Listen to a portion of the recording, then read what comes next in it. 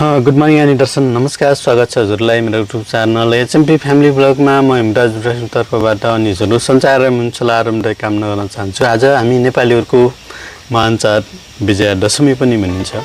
गाउँघरमा बुढा पुरानाहरूबाट मान्यजनहरूबाट टीकाकरण गरेर आशीर्वाद लिने चलन छ भनेपछि हामी विदेशमा रहेर पनि अर्काको देशमा काम गर्न आएको मान्छे, तर अर्काको देशमा जे जस्तो भए पनि गाउँघरलाई सम्झिएर, जस्तो दुःख भए पनि गाउँघरलाई सम्झिएर मिठो तिठो जे पाक्छ विदेशमा जे जस्तो पाक्छ मिठो मानेर खाने चलन हामी गर्दै आएका छौँ। र साथमा देश तथा विदेशमा छरेर रहने सम्पूर्ण बुवाआमा, दाजुभाइ, दिदीबहिनीहरूमा सुखमय शान्तिमय रहोस् र दुर्गा माताले सधैँ सबैको भलो गरिदिनु हुनेछ भन्दै यही छ हार्दिक मङ्गलमय शुभकामना सबै हिन्दू परिवारप्रति।